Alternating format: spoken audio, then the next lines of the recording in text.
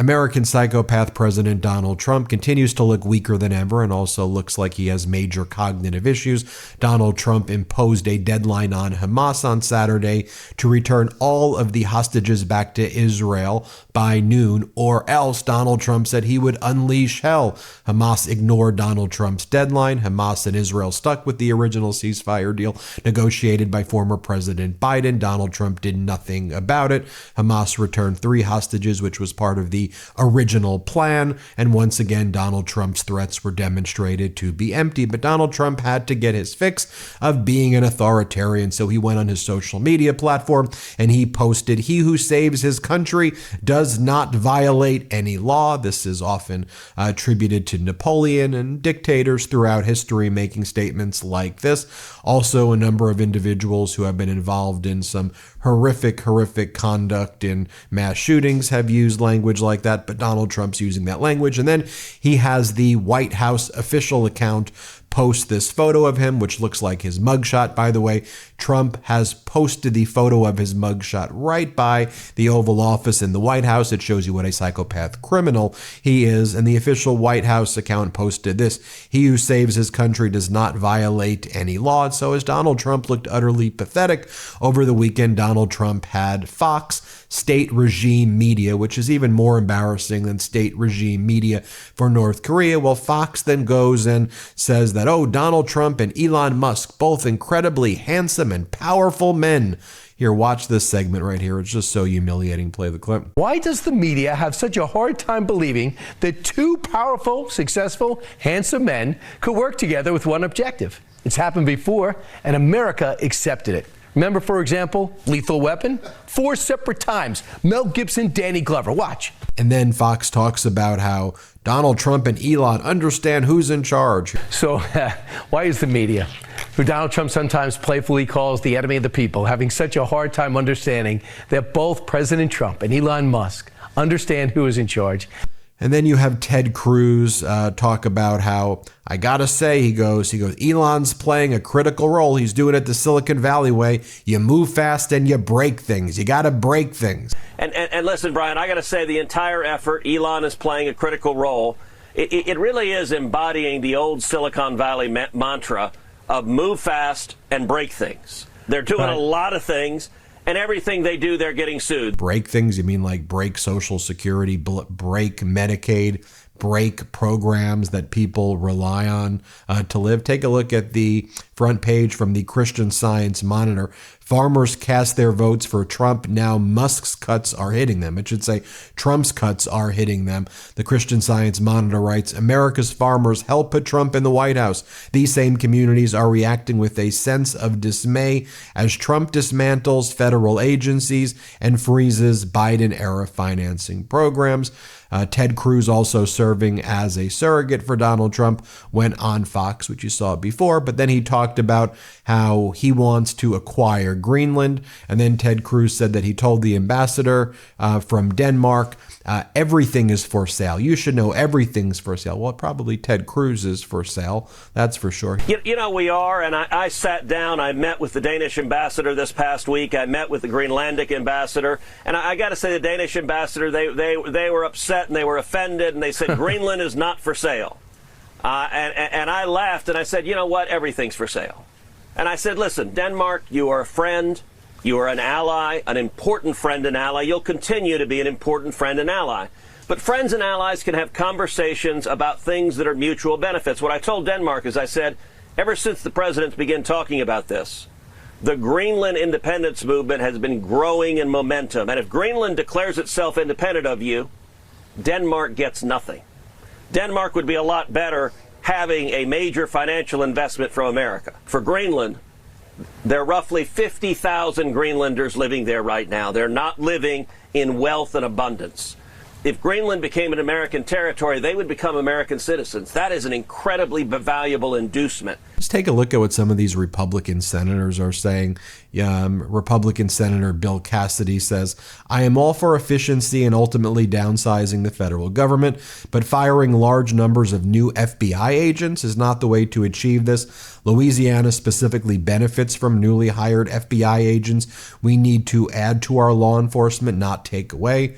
Remember when all of MAGAs were like, liberals want to abolish the police? I mean, the MAGAs are literally abolishing the FBI and abolishing the police.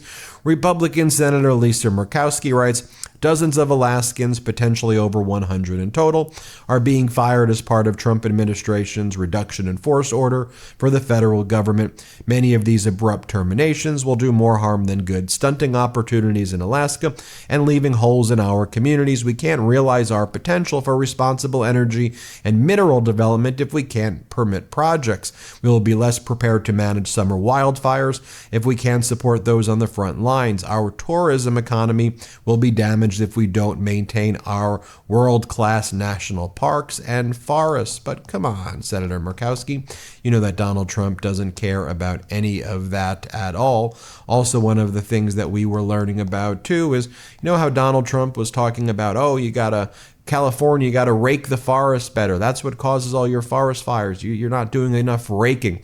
Well, you need to know that most of the land in California that needs raking is actually federal land. It's the responsibility of the federal government and not the state government.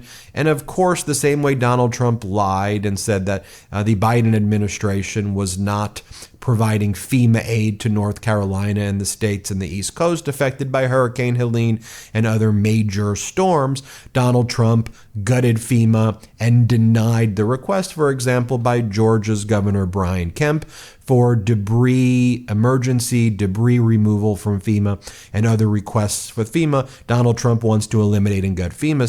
Similarly, while Donald Trump attacked Governor Newsom, who Donald Trump refers to as New Scum, because Donald Trump is a petulant third grader, for not raking the forest, here's what's really happening.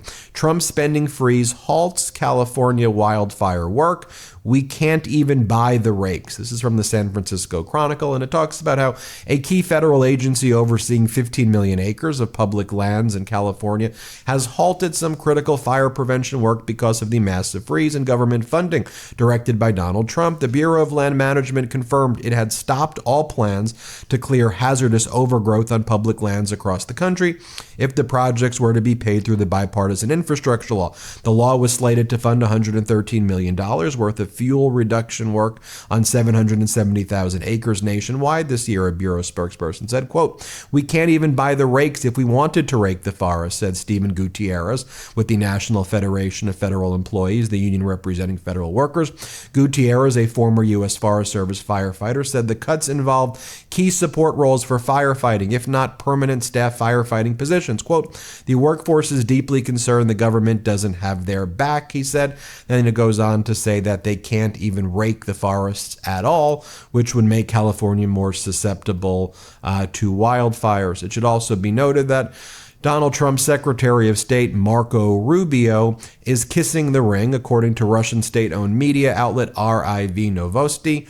The Russian foreign minister has told them the U.S. Secretary of State Marco Rubio called his Russian counterpart Sergei Lavrov, as we understand it. This is the first time the U.S. and Russian heads of foreign affairs have publicly spoken since December 5, 2024. If you've been following our coverage here on the MeidasTouch Network, you know that Lavrov said Russia would do nothing until Donald Trump's regime kissed the ring of Russia and came begging to Russia. Apparently, that's what Rubio is doing right there. You see that photo of Rubio, and you previously have seen our reports that J.D. Vance spoke in Munich, made an utter fool of the United States, and J.D. Vance attacked European democracies, then met with the neo-Nazi Germany party called AfD, and Vance encouraged Russian interference in European democracy elections and said it's not a big deal. If your democracies can't survive a little Russian election interference, then you don't have strong democracies. America demonstrated at the Munich Security Conference that it would no longer really be an ally of Europe. Europe got the message loud and clear. Also, Zelensky got the message loud and clear as Donald Trump said that he trusts Vladimir Putin with everything. And then Donald Trump proceeded to talk about how he was setting up a, quote, peace summit in Saudi Arabia, but Zelensky wasn't invited. Europe wasn't invited, and it just seems to be discussions between the Trump regime and the Putin regime about total capitulation of Ukraine, which Ukraine says we're not going to agree to secret backdoor deals that we are not a part of. As Rohan Patel explains, let's all thank RFK and his advocacy group for the current measles outbreak in Texas. Vax rates at many schools in Texas and many other states are now alarmingly low because of RFK and the anti-vax movement. Compared to historical standards, the advocacy group RFK was in charge then was selling no vax, no problem, and unvaxxed and unafraid shirts. And now you have a massive measles outbreak in Texas, an area that voted like 85 or 90% red and 85 to 90% Donald Trump, and that keeps on spreading. Folks, the prices have never been higher for eggs. Inflation is now surging once again. Housing is less affordable. And when you, Elon Musk is posting AFD exclamation point. And folks, when you look at the budget being proposed by Donald Trump and the MAGA Republicans, the budget includes $4.5 trillion in tax cuts for billionaires. It has no reference, no mention of no tax on tips, no mention of no tax on Social Security, no mention of no tax on overtime, no mention of capping credit card penalties or interest rates, no mention of any of that. But it does have $880 billion in cuts to Medicaid, about $300 billion in cuts to agriculture, sorry farmers, and about $400 billion in cuts to education. Sorry, people who care about education like most of us do, but the billionaires are going to get $4.5 trillion in tax cuts, and all of Trump's promises, no tax on tips and all of that. Total BS, but you know from watching the MeidasTouch Network, I told you it was going to be total BS because during the first Trump administration, Trump's policy was no tips, period. Employers get to own the tips of the service workers. And I said this was all just going to be one big tax avoidance scheme if it was ever going to come to fruition, where owners can seize the tips of the workers, of the labor, and then claim it as a tax exemption by claiming all of their business expenses are quote unquote tips. Also, Mike Pence reposted an old article he wrote about the limitations on the power of a president. He randomly posted that yesterday. Here's a part of it. Quote, "The president is not our teacher, our tutor, our guide, our ruler. He does not command us, we command him. We serve neither him nor his vision. It is not his job or his prerogative to redefine custom law and beliefs, to appropriate industries, to seize the country, as it were, by the shoulders or by the throat, so as to impose by force a theatrical charisma, his justice upon 300 million others. It is neither his job nor his prerogative to shift the power of decisions away from them and to him and the acolytes of his choosing." That's what he posted right there. Other interesting news as well, I might as well report, which is that the Liberal Party in Canada, if Mark Carney becomes the leader of the Liberal Party, is expected to be able to form a government. They're actually now leading the Conservative Party, and especially if you add, this is from the Main Street poll as of February 13th, especially if you add a coalition of Liberal and NDP, a nice little sizable lead there as well. We'll see if that ends up holding up, but that's not where many people expected that this was going to be. A few months back, but Prime Minister Trudeau has been leading like a wartime president and has gained a lot of popularity back. And Liberal Party, their opposition and resistance to Donald Trump, the big boycott in Canada we're seeing, is definitely a sight to behold.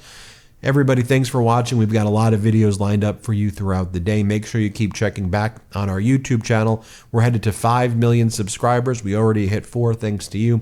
Help us hit 5 and have a wonderful day.